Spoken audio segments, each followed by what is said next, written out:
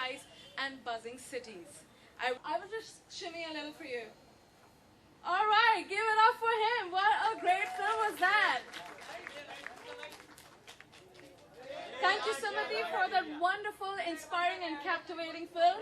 And thank you for sharing your romance with Britain. Clearly, you have a lot of memories there, a lot of love. So without any delay, can I please have Sumati on stage with Saif Ali Khan? Just to say a few words, we are honored to have Saif Ali Khan amongst us as a leading support to his campaign, his love for Britain, his growing up years in England, and his much acclaimed and loved films romancing his heroines in different British locations. And his suave smile makes him, of course, a natural fit for this campaign showcasing Britain. May I please request Mrs. Saif Ali Khan, spokesperson for Visit Britain's Bollywood Britain campaign showcasing the romance of Britain, to share his experiences at the destination and say a few words for his association here. Thank you. Good evening. Good evening, everybody. So I'm very proud that you've asked me to be brand ambassador. Can we please shut the background light because they can take the pictures only then? Sorry.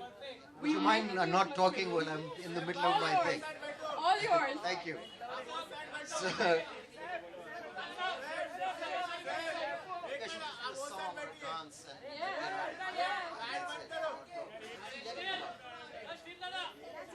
everybody, you will get a photo opportunity. Let's just hear what Saif has to say for his love for Britain. Everybody will get a photo opportunity. Saif, would you just shift here? Tommy, sir, on this side. All right. Okay. All right, great.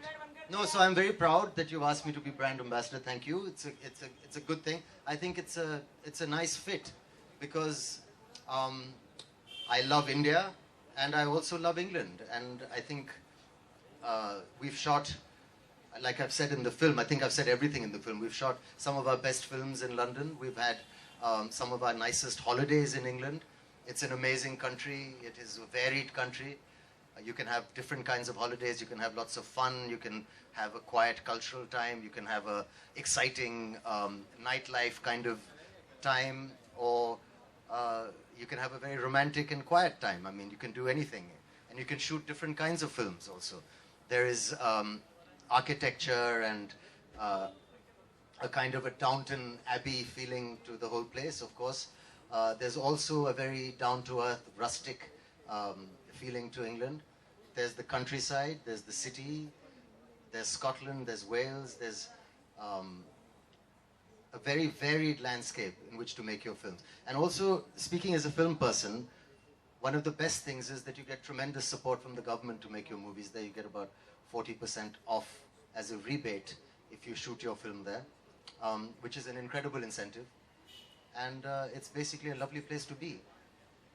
Thank you. And I think we are delighted to have Saif join us. And as I said, it's often to get a spokesperson, it's quite important that we get someone who really knows the destination in depth. And I think one of the main criteria is because Saif has spent an incredible amount of time in that location. I think most of our Indian visitors know London extremely well. And so it's fantastic to get Saif to come and talk about the rest of the UK, including England. And you've also mentioned Wales. You spent a considerable amount of time in the destination. What would you say are your top 3 favorite must-do or must-see recommendations for Indian visitors? To England, apart from London. Well, I mean, obviously there's London, and then Scotland. There's the Lake District, where the romantic poets like Wordsworth have written amazing, amazing poetry, which is not hard to understand when you see how beautiful that place is. There's parts of Scotland like Inverness and where the Loch Ness Monster is supposed to be. It's also a very beautiful place with some very good whiskey, if that's something you're interested in. Highlights. I mean, I think London is one of the greatest cities in the world. It's the cultural center in many ways. It's a hub. If you're going to America, if you're going to Europe, somewhere, you have to travel through through London. And somehow it's such a civilized city and an amazing place. What else? And I think for me as well, it's quite exciting because most of the time when my Indian friends come over to the UK, they're constantly, day one, they're quite happy to go and have some pub food. But day 2, day 3, they want their rice and they want their Indian cuisine. And as you probably know, chicken tikka masala is the national dish of the UK. And so we've got a wide variety of British cuisine, not only British cuisine, but some incredible Indian cuisine in the UK. Not only in London, but also, you know, you've got your Little Indias and Manchesters, and you've got places all around. So it really is a fantastic destination. Also, you've got great sport, you know. I mean, you've got Lords, which is the kind of mecca of cricket. And you've got amazing football matches. So there's a tremendous amount of sport to watch.